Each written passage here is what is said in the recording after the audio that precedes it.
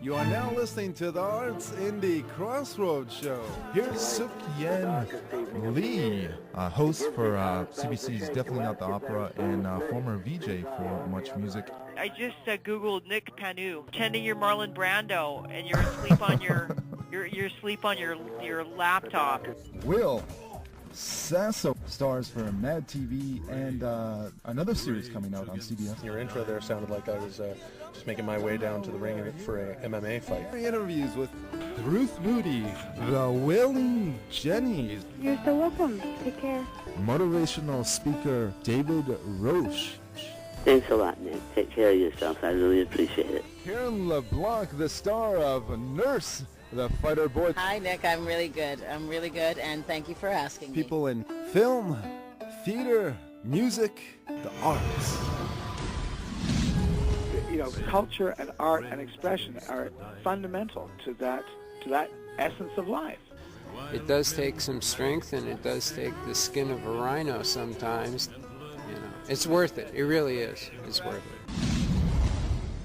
Listeners, we're sitting here right now with Steve Stone. Steve Stone, how y'all doing? So we have a nice treat for you here. Thank you, brother. Is he gonna play some music for us? Yeah, you want to hear the new song?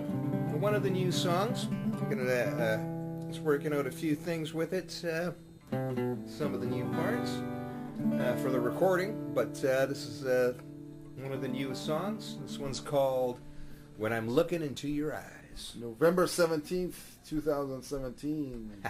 And Steve's got a beard, looking a little different. He's gonna talk about his adventures. Or, yeah, we're gonna talk about a few things. Hey, what's the name of that teddy bear again, Steve? That's Willie. Willie. That's Willie. You don't like anyone to touch Willie. I remember last time I was touching Yeah, leave Willie alone, because, he's just chill. Okay. Don't mess with him. Don't mess with Willie. He's just staring up at the ceiling. Steve Stone. So you want to hear the new song? Ladies and Or do you want to start off with the new song? You want to? Yeah, let's do it. Yeah? It's up to you, man. Yeah, let's hear a new song. Why not? What the hell? Let's get it over here.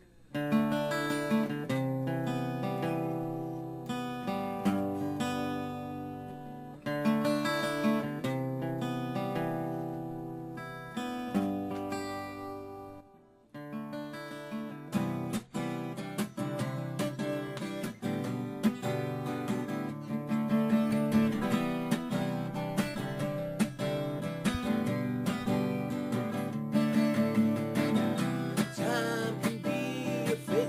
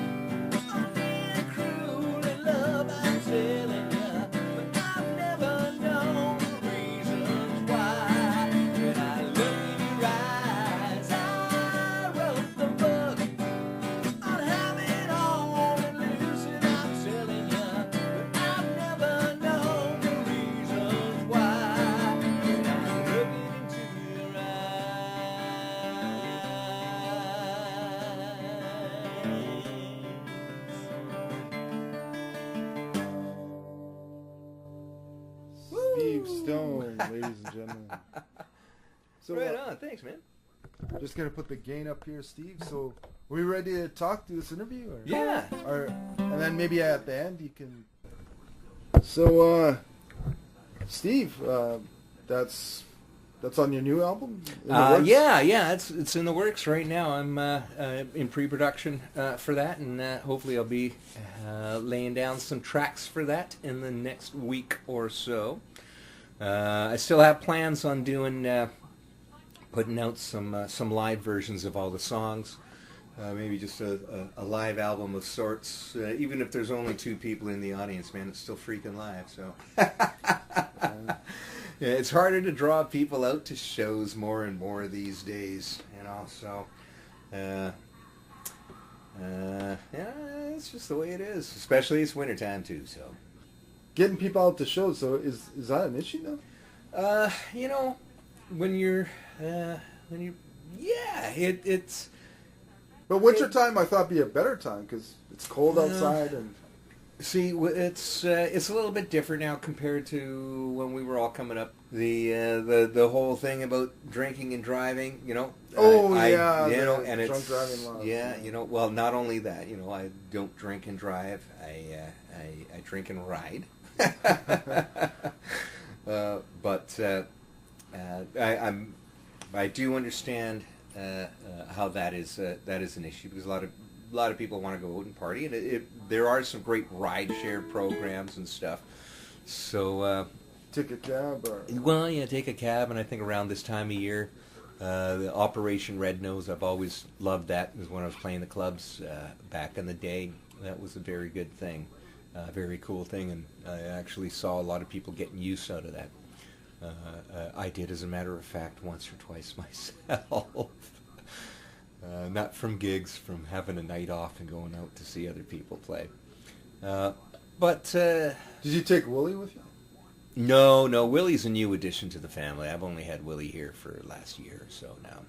Willie, we mentioned him. Willie the bear. Yeah. Willie the teddy bear. So, can you think about some experience that you were surprised that it inspired one of your songs? Like, there's a lot, you know, when you write. Mm-hmm. There's a lot of things that inspire you, obviously, to write your music. You get ideas and everything. But it was something that totally odd that happened to you, and you thought, how did I start writing about this and then performing a song out of this thing that happened? You know what? Sunday Morning Rain would be one of those. When I started writing it, I had something else directionally in mind for it. When I came up with the chorus for it, we were playing on Vancouver Island, as a matter of fact, and I think we were driving from perhaps Campbell River or Courtenay. Oh, excuse me, and driving up to Port Hardy to do a 2-week run up there, and it was a Sunday morning. I was a little bit hungover from the Saturday night before, and it was starting to rain, and the windshield wipers, the way they were kind of, and the rain was falling, and I just had this sort of, I had that musically kind of in my head, right? Whoa. When we got to the hotel afterwards, I was singing the line, Sunday morning rain is etched in my mind, though the years may fade, they won't pass us by. And I had that running through my head for like hours, man. That couple-hour drive all the way up to Port Hardy, and started lyrically working on something else, and I had a direction in mind. The chorus stuck. The original idea for the verses, in hindsight, I don't even remember how they were because they were obviously not the right the right parts for it compared to what the song is now.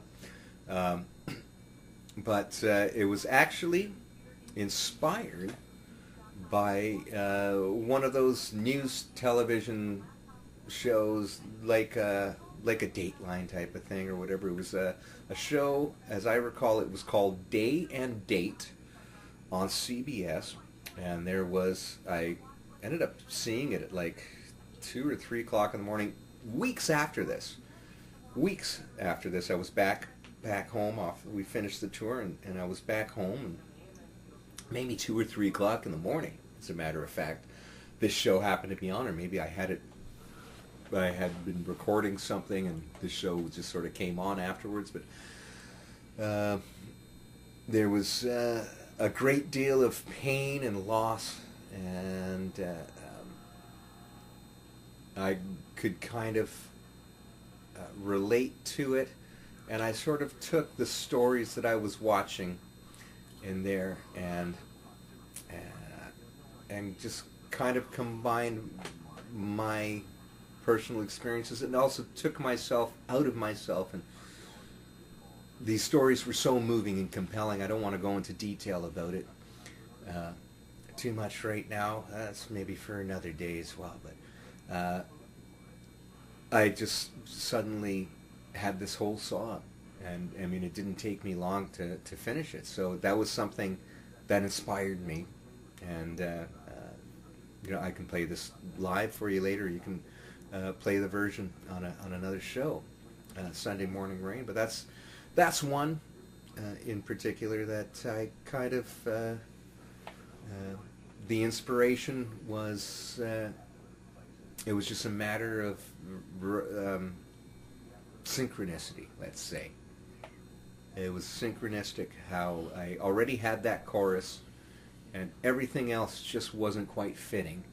And once I saw this show, I mean, I cried my eyes out. And when I did tell some people where the idea came from and what the background story of it was, it was, I don't want to say wonderful to see them kind of welling up with tears or whatever as well, but, because I don't want to see anybody sad, but to see that I made some sort of emotional connection with my listener just after writing the song, I was like, yeah, man, this is cool. And I still go back to sometimes to that time. I can still get back into that sense of where I was, and a lot of times I do think of some good friends that have passed, which is what this song is truly about. I'm getting choked up. I had some friends pass on very recently as well, and the anniversary of some. So it's weird, man. Sometimes you realize at a certain age, every second day is an anniversary of somebody else going, and it's an interesting thing, our life. Yeah, it's taken for granted. Or we become naive, don't realize that at some point, we become conditioned to believe the illusions that we've been conditioned to see.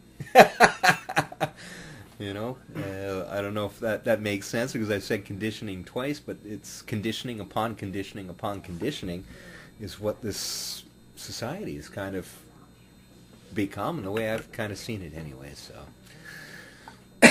maybe that's a good conversation for philosophical day.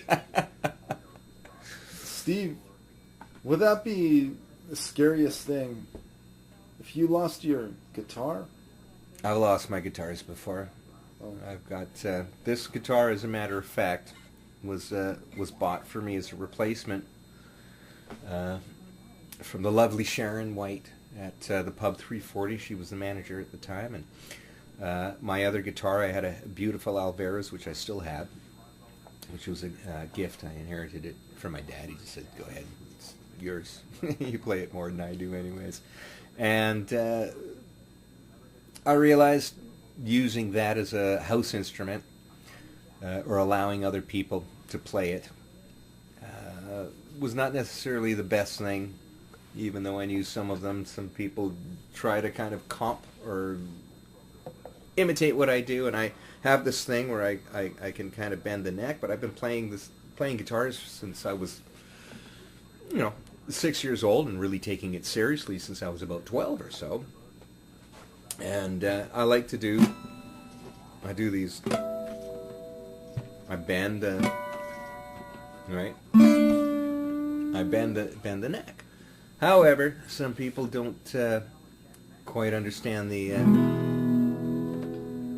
how to kind of do that without hurting the guitar. And as it turned out, somebody had sort of mistreated it, and a crack had developed, and suddenly the neck was snapped right at the base, and I hadn't realized it till I had gotten home, and I was trying to play the guitar. I remember the last song or whatever that evening. I couldn't tune the guitar up. It just felt out of tune. I was like, it's been a long night, etc., etc. I just finished the last song, thank you all, and pack up, tear down, etc., go home, and didn't pick up the guitar for a couple of days, because every once in a while a day off is a day off. Sometimes I like to think. Some days I spend days on end with the guitar, never leaving my hands. And it was one of those days where I wanted to think, and then suddenly I came up with an idea. I pulled the guitar out, and I was trying to tune it, and it just wouldn't tune, and suddenly I'm starting to notice, as I'm tuning it up more and more, the neck seems to be out of place, and I looked, and I went, holy crap. There's a crack right there. And essentially that was the end of that. But I was on my way to Florida, back to the States for a little while, and when I came back and was asked to run the show again at the pub there at the 340, I did mention that the last time I played there, somebody had hurt my guitar desperately. So the lovely Sharon had said, come on, we're going to Long and McQuaid. I can't let this happen to you. You've done so much. I've had, as it happens, it's an unfortunate thing with playing bars, is you have gear stolen, you have gear damaged. And I had a few little things stolen there, a couple of mics, which you turn your back, it's gone. Sometimes. And this one she just wouldn't stand for.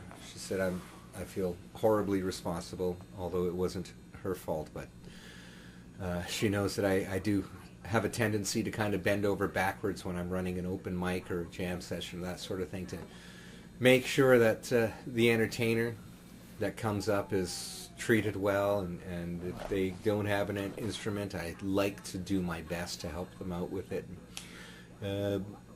A good thing, and sometimes not such a good thing, as I've learned, but it's probably still something I would continue to do. I think that's a part of my character. I don't think will ever change. Although I have days where I say, F before I. Yeah, we all have those days. Yeah. So, but I, it's initially that's more of a thought than an actual thing I say. Although that has happened. But listeners, I've seen Steve at the open mics. He's very gracious, giving people stage time and encouraging thank you, them. brother.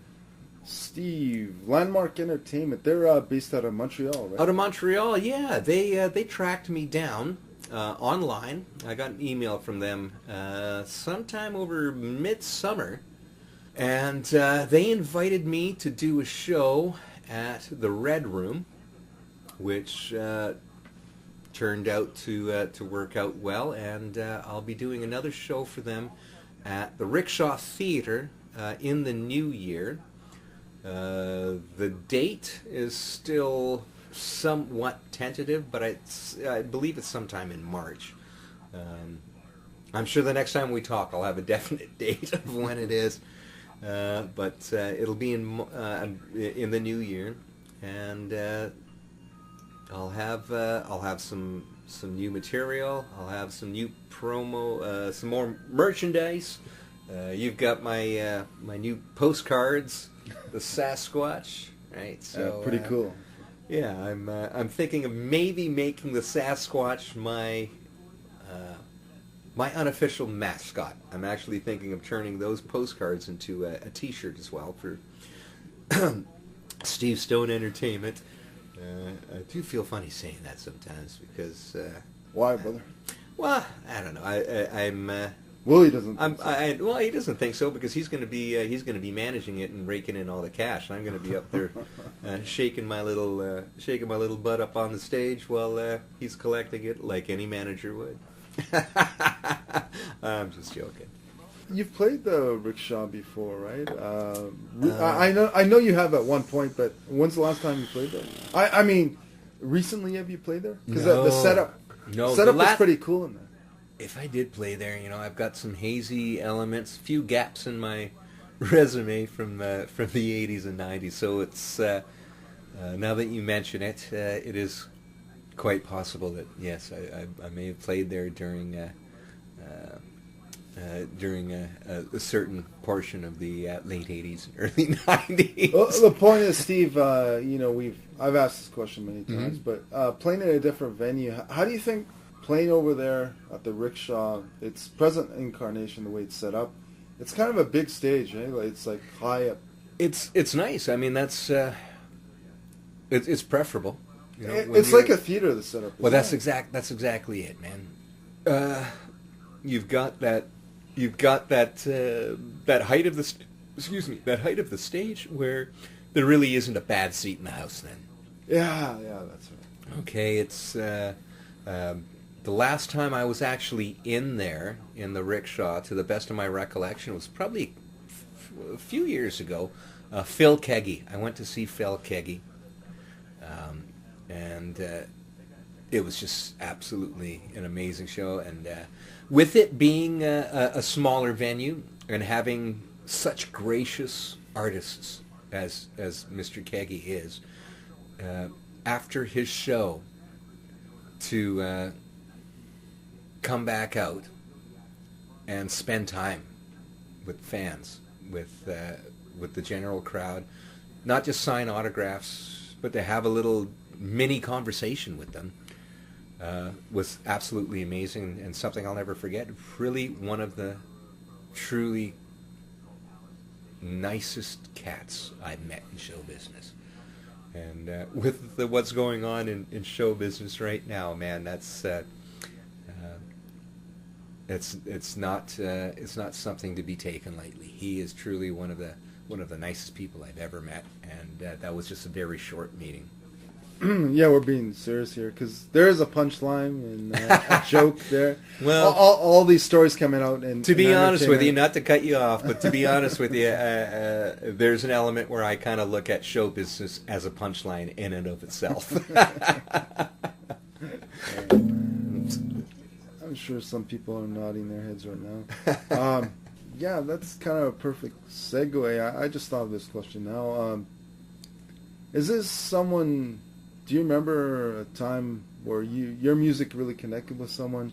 You kind of mentioned, I think we kind of went over it, but someone specific really connected your music, and you were kind of overwhelmed by that connection. One time in particular, well, there are some times, but I'd like to keep some of those stories personal because they were moving moments for me. And anytime I feel or see people connecting with my music while I'm performing, that's indescribable. There we go. I can't even find a word to describe it. I think I did. I understand. Feeling, right? I think we understand. The listeners, it kind of did put you on the spot. No, man, it's cool. Yeah, I've seen a lot of people, really connect to your music. And thank you, brother. I am who I am today because of who I am.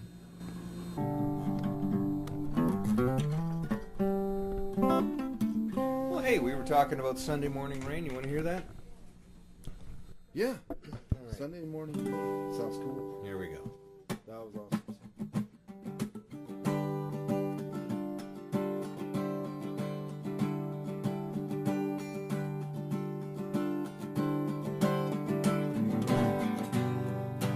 Look at me. see forever in my eyes. 'Cause when I look at you,